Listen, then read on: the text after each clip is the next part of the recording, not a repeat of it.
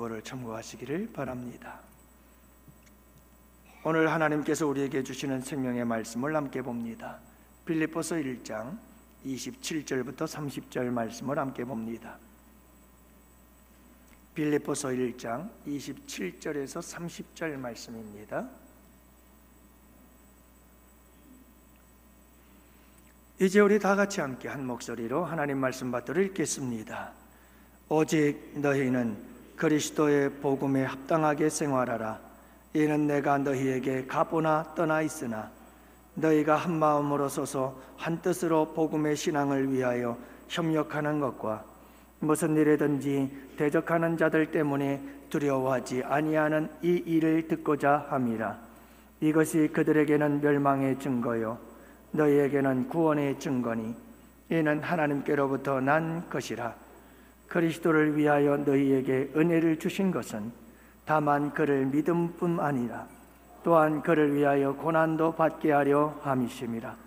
너희에게도 이와 같은 싸움이 있으니 너희가 내 안에서 본 바요 이제도 내 안에서 듣는. 아멘.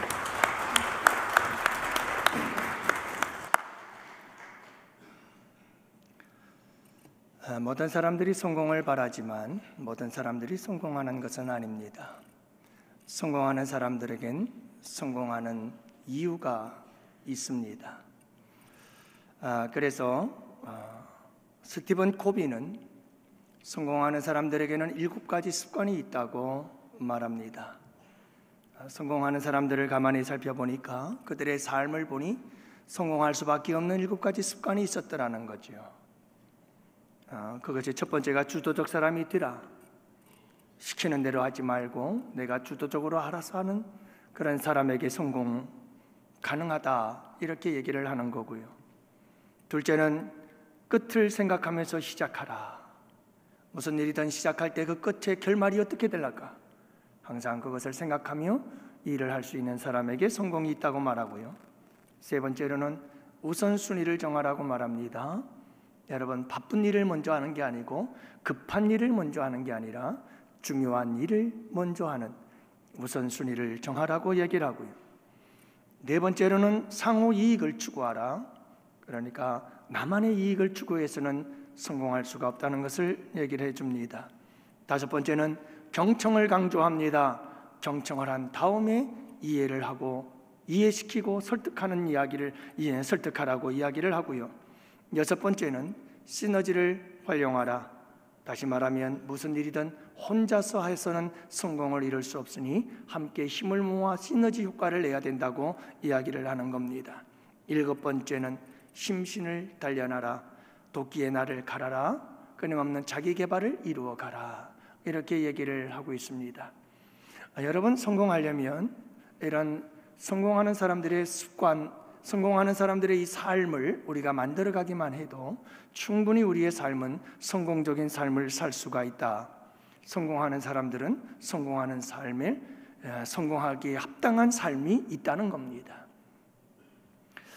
여러분, 오늘 본문에서도 우리가 영적으로 신앙적으로 성공적인 믿음, 성공적인 신앙생활을 하기 위해서는 여러분, 우리가 합당한 삶을 살아갈 때 그게 우리는 합당한 삶을 통해서 우리는 믿음의 승리자가 되고 성공자가 될 수가 있는 겁니다. 여러분, 아무나 믿음에 성공하고 아무나 믿음에 승리하는 것이 아니라 믿음에 승리하고 믿음에 성공하는 사람들은 반드시 그 믿음에 성공할 수밖에 없는 삶의 패턴이 있고 삶의 습관들이 있고요. 그런 삶의 스타일이 있는 겁니다.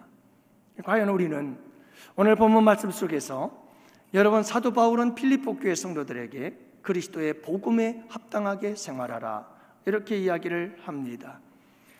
복음에 합당한 삶을 살라고 말씀하고 있는 거죠. 그래서 여러분, 오늘 저는 여러분들과 함께 복음에 합당한 삶은 어떻게 사는 걸까, 이것을 우리가 함께 배우면서 여러분, 복음에 합당한 삶을 통해서 성공적인 믿음 생활할 수 있는 우리 양원의 성도들이 꼭 되실 수 있기를 축복합니다. 먼저 여러분, 복음에 합당한 삶이라고 하는 것은 한 마음 한 뜻으로 협력하는 생활입니다. 우리 함께 따라할까요?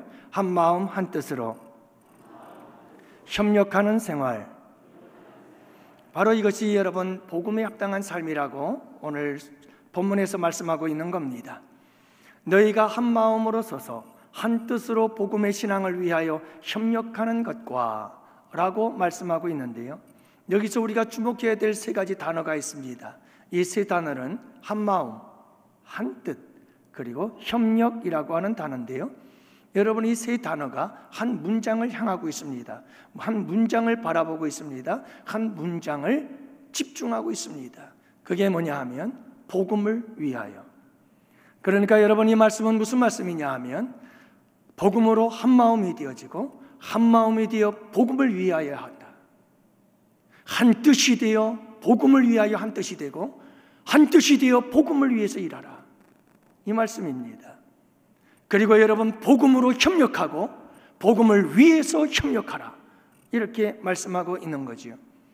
그러니까 여러분 복음으로 한 마음, 복음으로 한 뜻, 복음으로 함께 협력해서 복음을 위하여 사역하고 일하고 뜻을 이루어가라고 말씀하고 있는 겁니다. 사랑하는 성도 여러분, 이렇게 우리는 복음에 합당한 삶이라고 하는 것은 언제 어디서 누구든 악한 일이 아니라면 모든 사람들과 더불어서 합력해서 한 마음 한 뜻 되어 협력해서 복음을 위해서 일하는 것, 복음을 위해서 사역하는 것, 복음을 위해서 힘써 일하는 것, 여러분 이것이 바로 복음에 합당한 삶이다 라고 사도 바울은 말씀하고 있는 겁니다. 사랑하는 성도 여러분, 이게 복음의 능력인 줄을 믿으시기를 바랍니다. 복음 안에 있는 사람들은 항상 복음을 위하여 한 마음이 되고 한 뜻이 되고 협력해서 선한 역사를 이루어가는 자들임을 잊지 마시기를 바랍니다. 악한 사탄 마귀는 끊임없이 분열을 조장합니다. 분열을 일으킵니다. 여러분, 왜 사도 바울이 한 마음 한 뜻이 되어 협력하여 복음을 위해서 일하라고 말씀하고 있는 걸까요? 이유는 간단합니다. 교회 안에서 분열이 일어나기 때문에 그렇습니다. 여러분, 우리의 삶 속에 분열이 일어나기 때문에 하나됨을 힘쓰라고 말씀하고 있는 겁니다. 그러면 여러분, 이 분열은 왜 일어나는 걸까요? 이 분열의 배후에는 악한 사탄 마귀의 역사가 있다는 거지요. 여러분, 사탄 마귀는요, 죄를 짓게 만들어서 그 죄를 통해서 분열시킵니다. 분리시키는 일을 합니다. 사탄 마귀는 아담과 하와를 찾아왔습니다. 그리고 아담과 하와를 유혹하여 죄를 짓게 만듭니다. 죄란 하나님 말씀에 불순종하는 것이 죄입니다. 우리 성도님들은 이 죄에 대해서 오해가 없기를 원합니다. 우리는 착각을 많이 합니다. 주님께서 기도하라고 했는데 기도하지 않으면 죄입니다. 하나님의 말씀을 가까이 하라고 했는데 가까이 하지 않으면 죄인 겁니다. 여러분, 이웃을 내 몸과 같이 사랑하라고 했는데 사랑하지 못하면 죄인 겁니다. 전도하라고 했는데 전도하지 않으면 죄인 겁니다. 그런데 많은 사람들은 죄가 없다고 생각합니다. 죄 그러면 난 다른 사람들에게 피해 끼친 적 없다고 얘기를 합니다. 그러나 여러분, 믿음 안에서 죄란 이런 거지요. 여러분, 사탄 마귀는 죄를 짓게 만들어서 그 죄로 말미암아 그 죄 때문에 우리로 하여금 분리가 일어나게 만듭니다. 분열을 시킵니다. 그래서 아담과 하와가 죄를 짓자 이 아담과 하와에게 분열이 일어나기 시작합니다. 분리가 일어나기 시작합니다. 그 첫 번째 분리가 나에 대한 분리입니다. 자기가 자기에 대해서 분열이 일어납니다. 그래서 아담과 하와는 자기를 보며 자기의 부끄러움을 보기 시작합니다. 여러분, 그래서 모든 사람들은 지금도 살아갈 때 자기 자신에 대해서 마땅히 여기고 자기 자신에 대해서 자랑스럽게 여기는 사람들이 그리 많지 않습니다. 우리는 그걸 자존감이라고 그러죠. 많은 사람들이 자존감이 낮습니다. 나는 왜 이러지? 난 왜 이렇게 생겼을까? 왜 나는 이렇게? 나는 내가 싫어? 난 왜 이렇게 나는 못바탕에 나에 대한 불만과 불평을 가득 갖고 살아가는 겁니다. 그것이 자기와의 분열입니다. 두 번째 분열이 일어났습니다. 여러분, 죄가 사람에게 들어오기 시작하면서 두 번째 일어난 분열은 하나님과 사람과의 분열이었습니다. 아담과 하와가 함께 동산을 거닐고, 그리고 여러분 하나님과 아담이 함께 에덴 동산을 거닐고 있었습니다. 그러나 죄가 들어오자 아담과 하와는 하나님을 피하여 동산나무 숲 사이에 숨기 시작합니다. 숨바꼭질의 역사가 시작이 된 거죠. 그렇게 하나님과 인간은 갈라지고 분리되고 분열되기 시작했습니다. 인간들은 하나님을 멀리 떠나기 시작한 겁니다. 뿐만이 아닙니다. 여러분, 아담은 하와를 바라보면서 이는 내 뼈 중에 뼈요 살 중에 살이라고 그렇게 아름다운 고백을 했던 이 아담이, 여러분, 죄가 들어오자마자 그는 뭐라고 말합니까? 저 여자 때문이라고. 그는 자기의 죄를, 자기의 허물을, 죄에 대한 책임을 아담에게, 하와에게 돌려버리고 맙니다. 남을 탓하는, 다른 사람들에게 모든 책임을 전가시켜버리는, 이렇게 해서 인간과의 관계가 분리되어지고 인간과의 관계가 깨어지기 시작한 겁니다. 그리고 마지막으로 여러분, 또 다른 관계가 있었습니다. 그 관계는 하나님께서 인간을 지으셨을 때 인간에게 복을 주시며 말씀하시기를 뭐라고 말씀하십니까? 온 우주 만물을 다스려라. 그러나 여러분, 죄가 들어오면서 인간은 우주 만물을 다스린 게 아니라 인간들은 욕심과 탐욕 속에서 모든 자연 만물을 파괴시키기 시작했습니다. 그리고 자연은 인간들에게 재앙을 돌려주기 시작했습니다. 그렇게 인간과 자연과의 관계가 깨어지고 부서지고 말았습니다. 그리고 지금 우리는 무서운 자연의 재앙을 돌려받고 있습니다.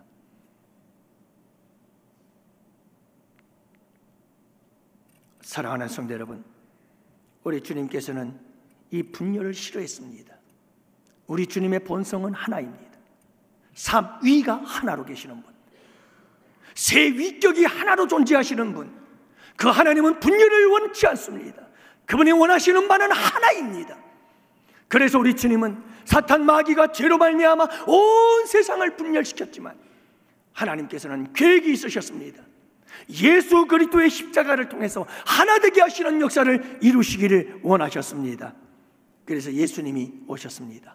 복음이신 예수 그리스도, 그분께서 이 세상에 오시고 십자가를 통해서 막힌 담을 허시고 여러분, 분리되어지고 깨어졌던 모든 관계들을 회복시키기 시작하셨습니다.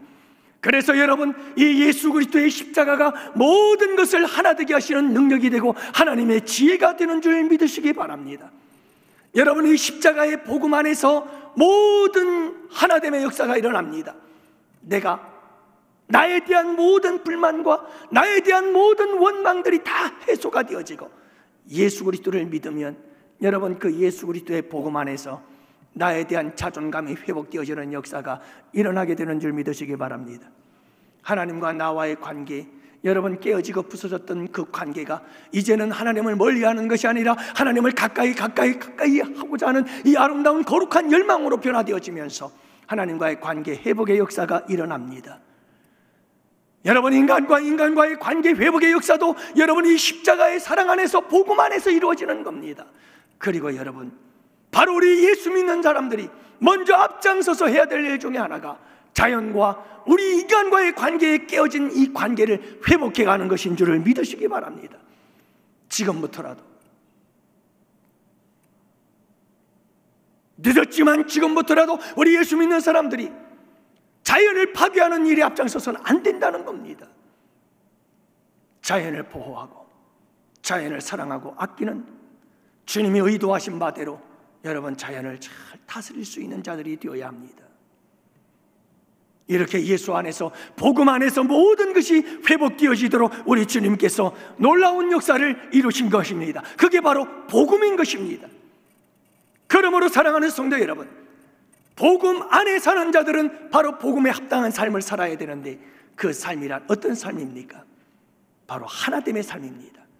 한 마음 한 뜻이 되어 서로 협력함으로 여러분, 이 복음의 확장의 역사를 이루어가는 것, 이것이 복음에 합당한 삶인 줄을 믿으시기를 바랍니다. 여러분, 요즘 동호회가 참 많아요. 동호회들이 우리가 생각할 수 없는 다양한 종류의 동호회들이 있습니다. 그런데 그 중에서 여러분, 한 가지만 얘기를 한다면 등산이나 라이딩이나 이런 자전거 타는 이런 많은 동호회들이 있지 않습니까? 근데 여러분, 그 사람들을 가만히 보면 그 사람들은 서로를 잘 모릅니다.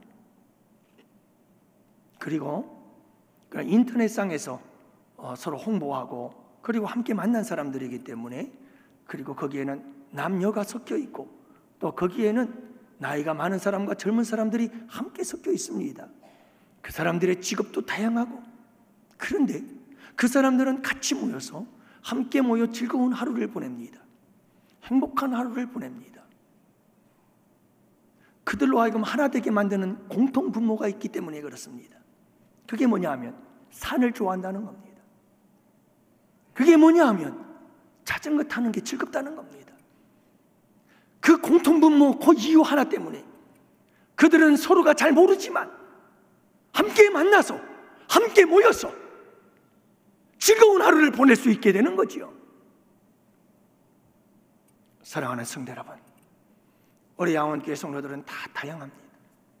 우리 모두가 다 다양하죠. 우리의 빈부가 다릅니다. 우리의 배움의 수준이 다릅니다.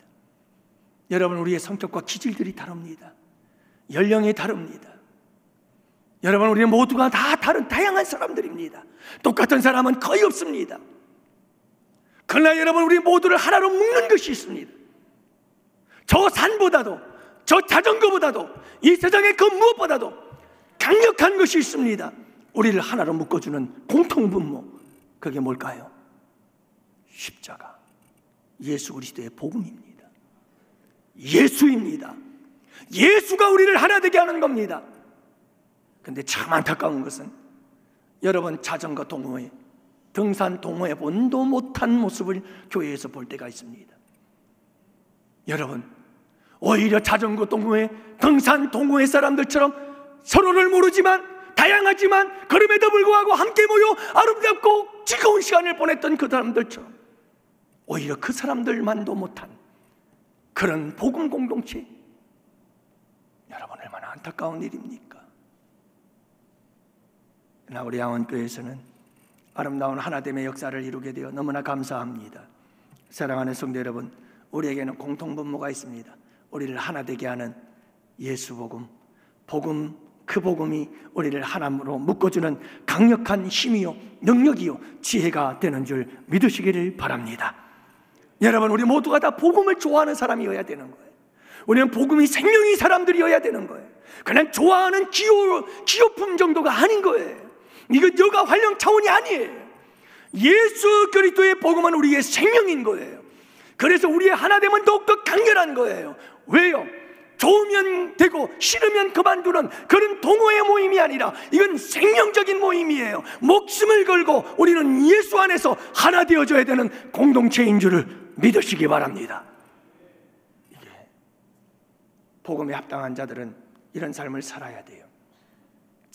설이 가까워지고 있어요. 여러분, 가족들과 더불어서 하나됨을 힘쓰세요. 자꾸 삐져나오지 마세요. 하나 되기를 힘쓰세요. 분열과 나누어짐은, 분리는 이건 악한 사탄 마귀의 역사요. 여러분, 악한 일만 아니라면 가족들과 더불어서 함께 하시기를 힘쓰세요.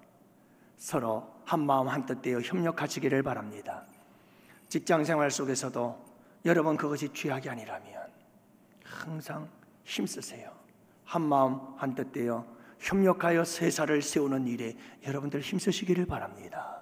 이게 그리스도인이 복음에 합당한 삶을 살아가는 삶의 모습이라는 것을 잊지 마시기를 바랍니다. 두 번째로, 여러분, 복음에 합당한 삶이란 어떤 삶일까요? 두려워하지 아니하는 삶이라고 말합니다. 28절, 무슨 일에든지 대적하는 자들 때문에 두려워하지 아니하는 이 일을 듣고자 함이라. 두려워하지 말라.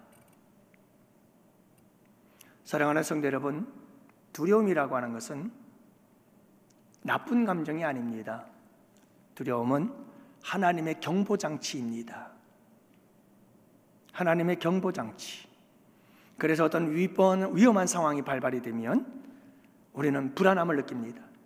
위험한 상황 앞에서 우리는 불안하고 두려움을 느끼고, 그래서 그 경보장치가 작동이 되는 거죠. 그래서 우리는 그 위험한 일에 뛰어들지 않습니다. 그 위험한 일들을 피해갈 수가 있게 되는 거죠. 자, 그런데 문제가 있습니다. 반대로 아무런 이유도 없이 이 경보장치가 자꾸 울립니다. 무섭고 두려운 일도 아닌데 자꾸 두려운 이 경보장치가 울리는 겁니다. 여러분, 두려울 일도 없는데 우리는 계속해서 두려움에 사로잡히고 불안에 사로잡혀 살아가는 거죠. 이건 두려움에 빠져버린 겁니다. 이것은 여러분, 우리의 뇌가 오작동을 하고 있는 겁니다. 경보장치가 고장이 나버리고 말한 겁니다. 그래서 이런 사람들은 두려움에 늘 사로잡혀서 모든 에너지를 이 두려움에 다 낭비를 해버리고 마는 겁니다. 사랑하는 성도 여러분, 그러므로 두려움이라고 하는 것은 순기능이 있고 역기능이 있습니다. 두려움은 우리에게 이익이 되기도 하고 해가 될 수도 있다는 것을 말씀해 주고 있는 거지요. 그러므로 여러분, 이 두려움을 우리는 잘 사용할 수 있어야 됩니다. 그래서 여러분, 이 두려움의 역기능과 순기능을 잘 알고 잘 사용해서 복음에 합당한 자의 삶을 살아가야 되는 겁니다. 여러분, 좀 더 우리가 이야기를 나눠본다면 두려움이 우리에게 주는 순기능적인 역할이 있습니다. 유익이 되는 부분들이 있습니다. 그게 뭔지 아세요? 우리의 생존을 지켜줍니다. 생존하도록 도와주는 거예요. 여러분, 우리가 얼마나 오랜 세월을 살았습니까? 정말 지뢰밭 같은 인생 아닐까요? 한 걸음 잘못 뛰자면 지뢰가 빵 터져서 내 인생이 망가질 수밖에 없고 죽을 수밖에 없는 인생. 그런데 지금까지 여러분 어떻게 사셨어요? 두려움 때문이에요. 여러분, 이 지뢰밭 같은 인생이라는 걸 알고 이 지뢰밭 같은 인생을 어떻게 하면 살아낼 수 있을까 하는 이 생존에 대한 강력한 힘을 가지고 여러분, 두려운 마음을 가지고 조심조심 한 걸음 한 걸음 한 걸음 인생을 살아왔기에 오늘 우리는 여기까지 온 겁니다.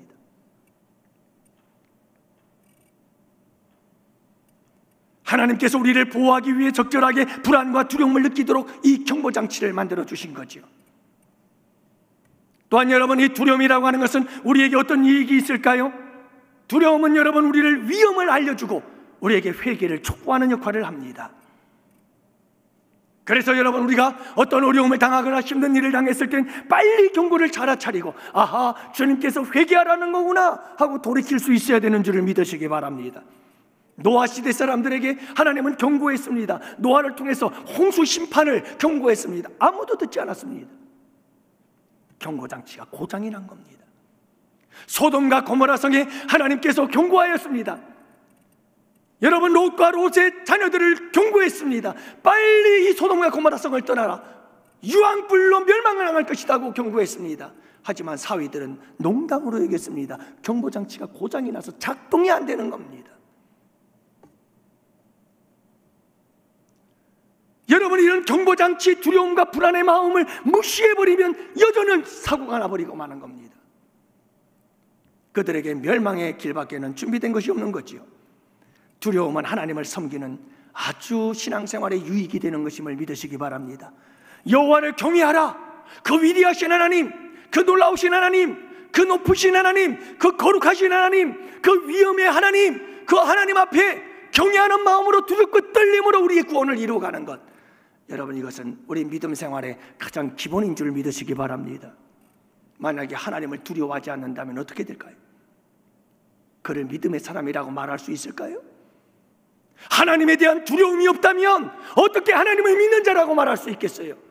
그건 하나님을 믿는 게 아닙니다. 아니, 하나님을 믿어도 그 하나님은 잘못된 믿음인 거죠. 그러나 여러분, 이렇게 우리가 두려움을 가지고 하나님을 섬길 때 우리의 믿음은 아름다운 믿음으로 여러분, 복음에 합당한 삶이 되는 줄 믿으시기 바랍니다.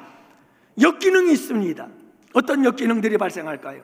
두려움은 안전을 추구하고 두려움은 안정을 추구하다 보니까 도전하는 삶을 살지 못합니다.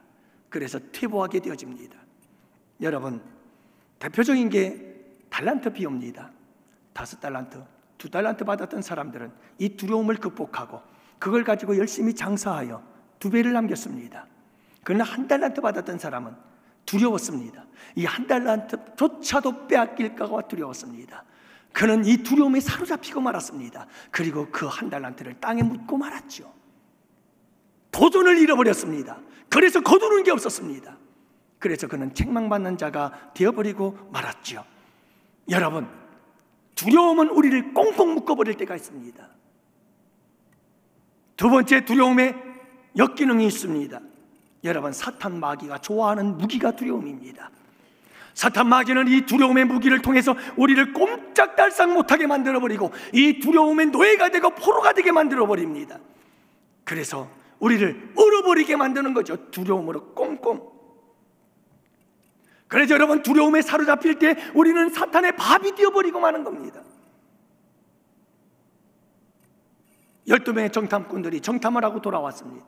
10명의 정탐꾼들은 두려움의 포로가 되고 말았습니다. 안 된다, 못한다, 할 수 없다. 그들은 두려움에 떨고 있었던 것이죠. 그들에게는 멸망밖에 없습니다.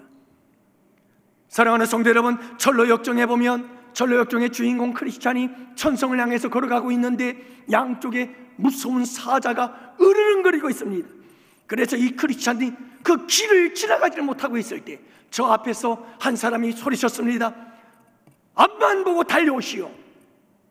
양쪽에 있는 그 사자들은 다 쇠고랑으로 묶여 있으니 당신을 해칠 수가 없어. 그 소리에 두려워 떨지 말고 앞을 보고 달려오시오.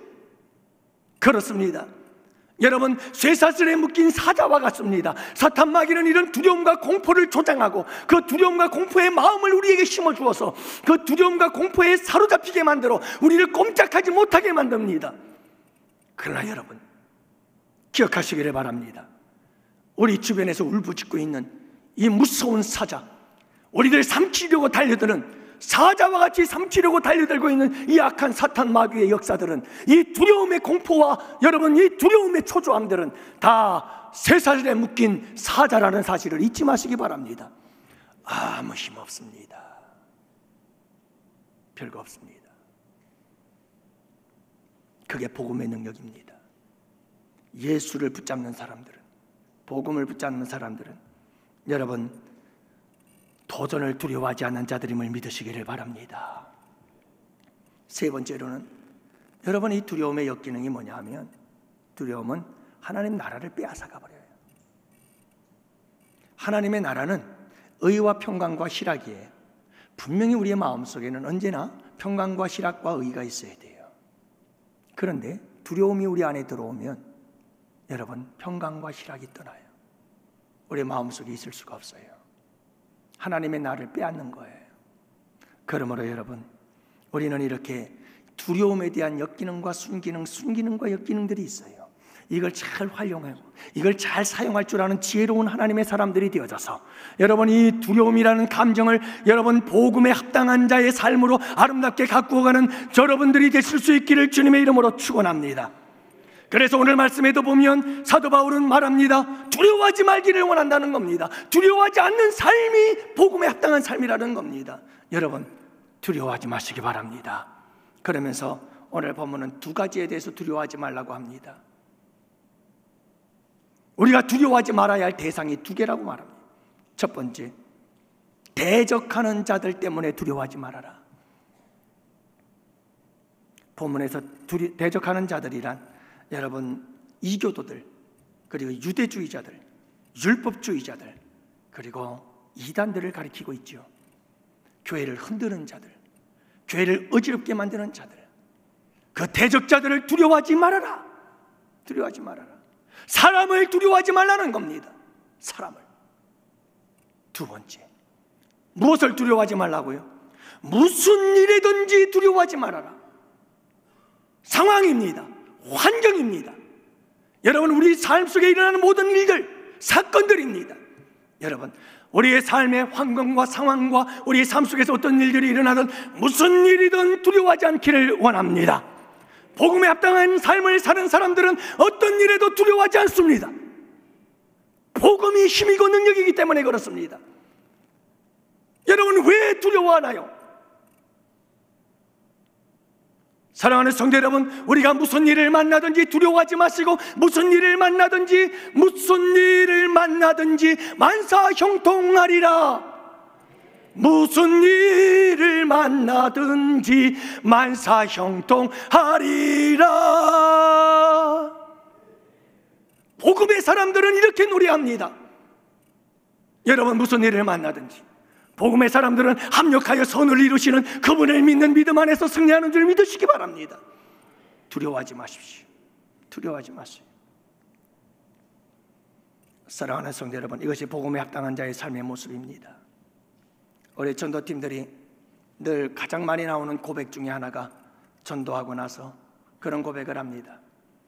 처음엔 좀 두려운 마음이 있었어요. 사람들에 대한 거절감, 거절하면 어떨까? 또 나한테 뭐라고 한마디 또 듣기 싫은 소리 하면 어떻게 될까? 막 이런 마음 때문에 두려운 마음이 드는 겁니다. 사탄 마귀의 역사죠. 아니, 어쩌면 우리 인간의 본능일 수도 있습니다. 하지만 여러분, 이와 같은 마음들은, 이 두려움들은 다 우리의 순기능이라고 하기보다는 역기능적인 거죠. 믿음 안에서. 그렇기 때문에 여러분, 많은 사람들이 그런 고백을 해요. 두려웠는데 예수 복음 전하면서 용기를 얻어서 예수 복음 전하다 보니까 놀라운 일도 있고 이런 일도 있고 저런 일도 있었다, 이런 고백들을 들어봅니다. 사랑하는 성도 여러분, 무슨 일을 만나든지 두려워하지 마세요. 누구를 만나든지 두려워하지 마세요. 우리가 두려워하지 말아야 할 대상 두 개를 지금 얘기를 하고 있는 겁니다. 사람을 두려워하지 마세요. 여러분 무슨 일을 만나든 두려워하지 말고 어떤 상황 형편에서도 두려워하지 마시기 바랍니다. 무엇보다도 사탄 마귀를 두려워하지 마시기를 바랍니다. 여러분, 사탄 마귀는 이미 예수 그리스도에 의해서 그 머리를 상한 자들임을 잊지 마시기 바랍니다. 여러분, 쇠고랑에 결박 끼어진 사자와 같다는 사실을 잊지 마시기를 바랍니다. 우는 사자와 같이 입 벌려 삼키려고 달려드는 것 같으나 여러분, 종입니다. 종이에요. 종이 호랑이. 그들은 꽁꽁 묶여 있습니다. 우리를 해할 수가 없습니다. 주님의 허락이 없이는 여러분, 그들은 우리를 아무도 건드릴 수 없음을 믿으시기 바랍니다. 이 두려움을 극복하고 복음에 합당한 삶을 살아가는 양혼의 성도들 되시기를 축복합니다. 마지막 세 번째로는, 오늘은 조금 길어요. 마지막 세 번째로는 은혜와 함께 고난도 받는 생활. 이게 복음에 합당한 삶이에요. 여러분, 졸부증후군이라고 하시나요? 졸부증후군이라는 그런 병이 있다고 그래요. 그게 뭐냐면, 예전에는 산업개발과 함께 도시화되어지면서 개발이 활발하게 이루어졌고, 그 개발이 될 때마다 그 개발 지역에 있었던 사람들은 뭐 갑부가 됐죠. 그때는 보상도 많았고 대단한 이익이 생겨서 한순간에 갑부가 되곤 하지 않았어요? 요즘은 다릅니다만은. 자, 그런데 그 사람들을 졸부라고 얘기를 하는데, 현대판 졸부는 또 달라요. 이제는 부동산 때문에 이렇게 하루아침에 부자가 되는 사람들이 있는가 한, 예전에 그랬고요. 요즘에는 유튜브예요. 유튜버들이 여러분 그냥 생각지도 못하게 막 100만 뷰, 200만 막 조회수가 올라가다 광고 수익으로 그냥 대박이 나가지고 순간적으로 갑부가 되는 사람들이 많아요. 특히 젊은 사람들이 이런 갑부들이 많은데요. 근데 여러분, 그러면 좋겠죠? 그러면 좋을 것 같아요? 근데 여러분, 그런 사람들에게 정신적인 병이 생긴대요. 어떤 병을 생기느냐 하면, 이게 준비되지도 않고 예기치도 생각지도 못했던 갑작스러운 부가 축적이 되어지면서 불안이 막 생겨나기 시작하는 거예요. 그리고 그와 같은 자기의 모습에 자기가 떳떳하지를 못한 거예요. 그게 자기가 스스로 부끄러운 생각이 들어서 다른 사람들이 나에게 뭐라고 자꾸 비웃는 것 같고 조롱하는 것 같고, 그런 마음이 막 그 마음속에 들어서 이게 여러분 자기 자존감도 그렇고 마음이 상해가지고 병이 드는데, 그 병이 무슨 병이냐 하면 졸부증후군이라고 하는 거예요. 자기의 부자됨을 가치 있게 여기질 못하는 거예요. 자기의 부자됨을 정말 당당하게 여기질 못하는 거예요. 부끄럽게 여기는 거죠. 그래서 생겨나는 병이에요. 근데 여러분, 안타깝게도 복음 증후군에 빠진 사람들이 없지 않아 있어요. 그게 뭐냐 하면 복음을 하찮게 여기는 거예요. 복음을 싸구려로 여기는 거예요. 복음을 액세서리로 여기는 거예요. 그래, 여러분, 이런 사람들에게는 복음이 자랑이 되질 않아요. 이런 사람들에겐 복음이 영광이질 않아요. 예수가 부끄러워요. 복음이 부끄러운 거예요. 왜냐? 그 복음이 진짜가 아니니까요. 그 복음이 자랑스럽지 않으니까요. 그 복음이 영광이 아니잖아요. 그러면서 여러분 교회는 다니면서, 그러면서 복음을 받아들인다고 하면서, 예수를 믿는다고 하면서도 여전히 예수가 자랑이 아니에요. 예수가 자랑스럽지 않고 영광스럽지 않아요. 이게 복음 증후군 아닐까요?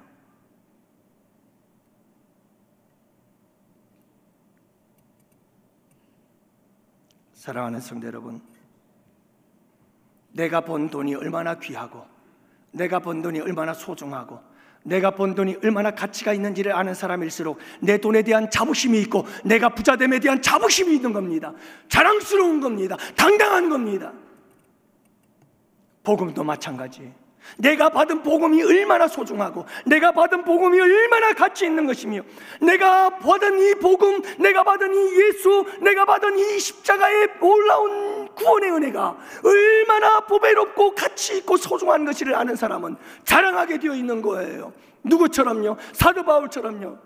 I am not ashamed. 나는 부끄러워하지 않는다. 부정을 통한 강한 긍정이에요. 나는 복음을 부끄러워하지 않는다. 이 말은 나는 복음을 자랑스럽게 여긴다는 거예요. 이 세상에 복음보다 귀한 건 없다는 말이에요. 주 예수보다도 귀한 것은 없네. 이 세상의 부귀도 바꿀 수 없네. 여러분, 이 고백인 거죠. 누가 이 고백을 할 수 있을까요? 복음의 가치를 아는 사람이, 이 복음이 생명이라는 것을 아는 사람, 이 복음의 생명을 건 사람이 아는 거예요. 그래서 오늘 본 말씀은 그렇게 말하는 거예요. 사랑하는 빌립보 교회 성도 여러분들이요, 은혜로 말미암아 여러분들이 은혜로 말미암아 예수 믿고 구원받은 믿음, 그 믿음뿐 아니라 라고 말합니다.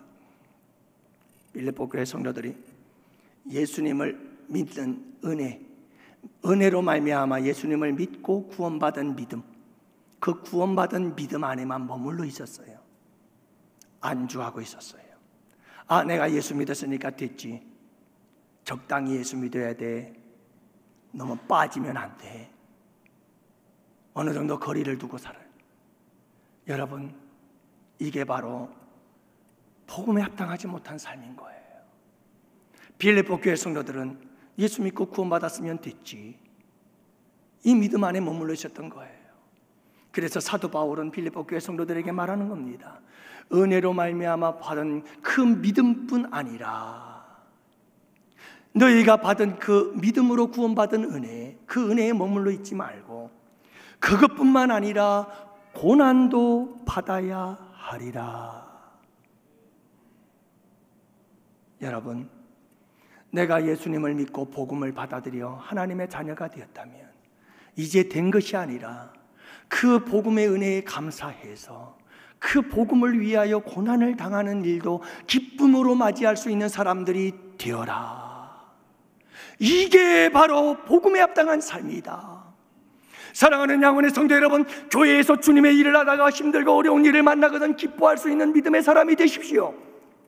그 고난을 감사하고 그 고난을 영광으로 여길 줄 아는 사람들이 되십시오. 회사 생활하다가, 사회생활하다가 여러분 예수 믿는 믿음을 지키려다 하다 보니 힘들고 어려운 일을 당할 수도 있습니다. 불이익을 당할 수도 있습니다. 억울한 일을 당할 수도 있습니다. 여러분, 그것까지도 주님을 위한 고난을 기쁨으로, 감사함으로, 영광으로 여길 수 있는 여러분들 되시기를 축복합니다. 이게 복음에 합당한 삶인 거예요. 제가 신학 다닐 때 제 가슴 속에 꽉 박힌 말씀 한마디가 있었습니다. 갈라디아서, 이 갈라디아서 마지막 장에 있는 이 말씀, 사도 바울이 이렇게 외쳐요. 이후로 나를 괴롭히지 말아라. 내 몸에 예수 그리스도의 흔적을 가졌노라. 그럼 뭐 수도 없이 읽었던 이 내용인데, 그날따라 이 말씀이 내 가슴을 후비고 파고 들어오는데, 내 몸에 예수 그리스도의 흔적을 가졌노라. 예수 그리스도의 흔적을 가졌노라. 예수 그리스도의 그 십자가에 채찍맞은 고난의 흔적, 날 위하여 예수님께서 당하신 그 고난의 흔적, 나도 예수님을 위하여 이 예수님의 고난의 흔적을 내 몸에 남겨야 되지 않을까. 사도 바울은 여러분 말할 수 없는 죽음의 고비고비를 넘기면서 40의 하나를 감한 매를 매작하면서 그는 말할 수 없는 고난의 흔적들이 그 몸속에 남겨져 있었습니다. 그 고난의 흔적들은 복음을 위한 고난의 흔적이요, 예수를 위한 고난의 흔적이요, 교회를 위한 고난의 흔적이었던 것이지요. 사도 바울은 그게 자랑스러웠습니다. 그게 영광이었습니다. 그보다 더 큰 기쁨이 없었습니다.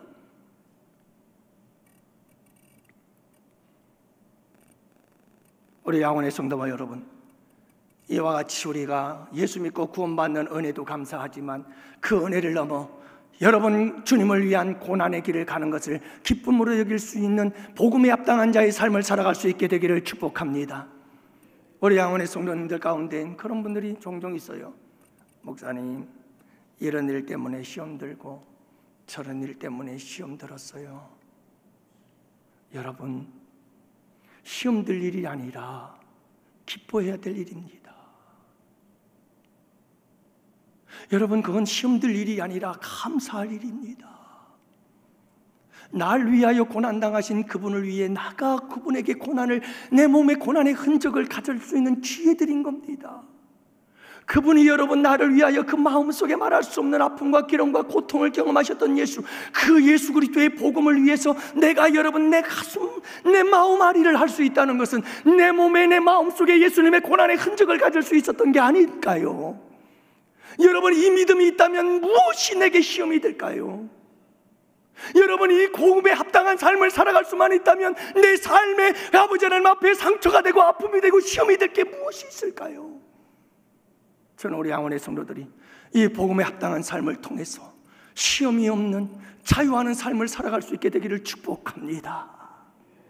여러분, 그건 아픔이 아닙니다. 그건 저주가 아닙니다. 그거는 여러분 시험이 아닙니다. 그거는 감사요 영광인 줄을 믿으시기 바랍니다. 이게 바로 복음에 사로잡혀 살아가는 복음의 사람들의 삶이에요. 사랑하는 성도 여러분, 말씀을 맺겠습니다. 오늘 이 말씀 복음에 합당한 삶이란 무엇인지를 잊지 마세요. 복음에 합당한 삶은 세 가지. 여러분 두려워하지 마시기를 바랍니다. 한 마음 한 뜻 되어 서로 협력할 수 있는 우리 성도님들 되시기를 축복합니다. 복음에 합당한 삶이죠. 두 번째는 누구든지 무슨 일이든지 여러분 두려워하지 마십시오. 우리를 우는 사자와 같이 삼키려고 달려드는 악한 사탄 마귀가 있습니다. 하지만 쇠사슬에 매어 있는 자 잊지 마시기 바랍니다. 우리를 건드리지 못합니다. 아무것도 아닙니다. 마지막 세 번째, 여러분 우리 구원의 은혜와 믿음을 넘어서서 이제는 여러분 날 구원하신 그분을 위하여 고난을 기뻐하고 감사하고 그 고난의 영광에 참여하는 것을 여러분 영광으로 생각할 줄 아는 이렇게 성숙한 복음에 합당한 삶을 살아갈 수 있는 우리 양원의 성도들 되실 수 있기를 축복합니다. 그래서 하나님께는 영광이요 여러분들의 삶에 한없는 은혜와 축복이 되시기를 주님의 이름으로 축복합니다. 기도합시다. 하나님 아버지 감사합니다. 저희들에게